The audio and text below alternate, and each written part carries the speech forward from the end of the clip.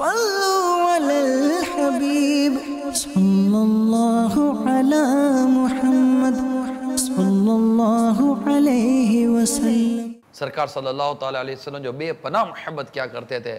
حسنین کریمین سے، امام حسین رضی اللہ تعالیٰ عنہ سے، جب دیکھتے ہوں گے اس وقت سرکار صلی اللہ تعالیٰ علیہ وسلم کے قلب مبارک کی کیا اس وقت کیفیت ہوتی ہوگی۔ تصور کرے انسان کہ اس وقت ان کی کیفیات کا عالم کیا ہوتا ہوگا۔ باوجود اس کے ان کی شہادت کی خبر پا کر چشمان کرم اشک بار ہو جاتی تھی، یعنی خبر ملی یہ ایک شہید کر دیا جائے گا، اور یہ خبر آقا صلی اللہ تعالیٰ علیہ وآلہ وسلم کے اشکوں کا ذریعہ بن جاتی، آنکھیں اشک بار ہو جایا کرتی تھی میرے آقا مکی مدنی مصطفیٰ صلی اللہ تعالیٰ علیہ وآلہ وسلم کی۔ مگر تاریخ گواہ ہے کہ میرے آقا صلی اللہ تعالیٰ علیہ وآلہ وسلم نے دعا کے لئے کبھی یوں ہاتھ نہیں اٹھائے کہ یا اللہ ان کو سلامتی عطا کر اور اس حادثے سے ان کو محفوظ فرما، نہیں، ایسا نہیں ہوا کہ ان کو دشمنوں سے بچا، یہ دعا نہیں فرمائی۔ ورنہ سرکار صلی اللہ تعالیٰ وسلم کا ہاتھ اٹھنا ہے اور دعا کا قبول ہونا ہے۔ واقعہ کربلا لکھنے والوں نے باقاعدہ لکھا ہے اس کو کہ ایسا بھی نہیں ہوا کہ مولا مشکل کشا شیر خدا کرم اللہ تعالیٰ وجہ الکریم کبھی بارگاہ رسالت میں یوں حاضر ہوئے کہ آقا آپ تو اللہ کے نبی ہیں، تو آپ کا نواسا ہے، میرے جگر کا ٹکڑا ہاتھ اٹھا کر دعا کر دے اس کے ساتھ یہ حادثہ نہ ہو۔ ایسا بھی نہیں ہوا۔ نہ کبھی آپ کی لاڈلی شہزادی خاتون جنت رضی اللہ تعالیٰ عنہ بارگاہ رسالت صلی اللہ تعالیٰ علیہ وسلم حاضر ہو کر نہ یہ کبھی عرض کرتی ہیں کہ بابا جان میرے اس شہزادے کے لیے دعا کر دیجئے کہ اس کو یہ تکلیف نہ ہو، یہ پریشانی جو ہم سن رہے ہیں یہ نہ ہو، آپ دعا کر دیجئے۔ ایسا بھی نہیں ہوا۔ یعنی صحابہ کرام علیہ رضوان بھی جانتے تھے، یہ دیکھتے تھے امام حسین رضی اللہ تعالیٰ عنہ کو۔ جب یہ روایتیں پڑھی ایک تصور بنتا ہے کہ خبر ہے کہ یہ آقا ہمارے اتنے مطلب کہ پیارے آقا امام حسین رضی اللہ تعالیٰ عنہ جن کو سرکار صلی اللہ علیہ وسلم سنگا کرتے تھے، فرمایا کرتے تھے یہ میرا پھول ہے، جگر کے ٹکڑے تھے، محبت اور پیار تھے، صحابہ کرام علیہ رضوان محبت کرتے ہیں، اتنا پیارا گھرانہ، اتنا پیارا خاندان، اور جانتے ہیں کہ یہ کربلا کے میدان میں شہید کیے جائیں گے۔ مگر کہیں بھی کوئی ایسی روایت پڑھی سنی نہیں ہے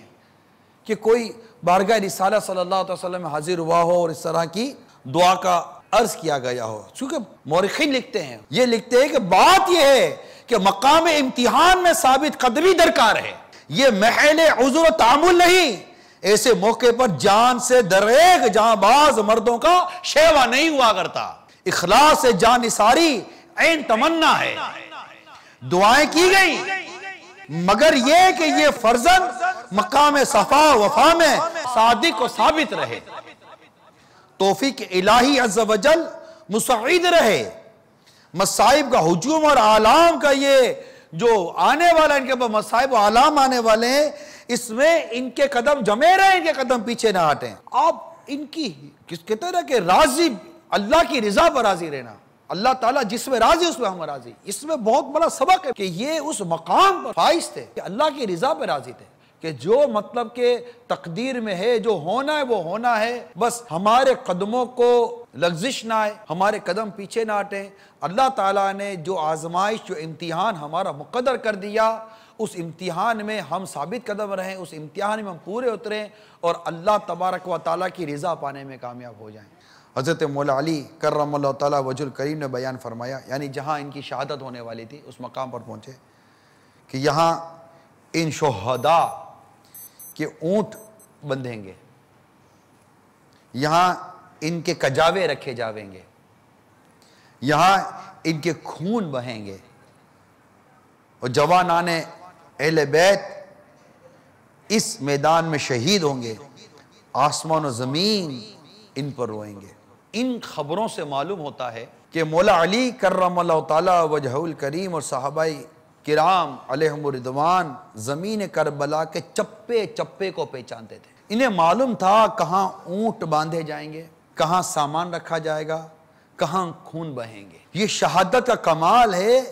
ایسا اعلان عام ہو، اپنے پرائے سب جان جائیں، مقام بتا دیا گیا ہو، وہاں کی خاک شیشوں میں رکھ لی گئی ہو، اس کے خون ہو جانے کا انتظار ہو، شوق شہادت پہ کمی نہ آئے، جذبہ جان نثاری روز بروز بڑھتا چلا جائے، تمام چاہنے والے پہلے سے باخبر ہوں، ہر دل اس زخم کا مزہ لے اور سب و استقلال کے ساتھ جان عطا کرنے والے کی راہ میں جان قربان کی جائے۔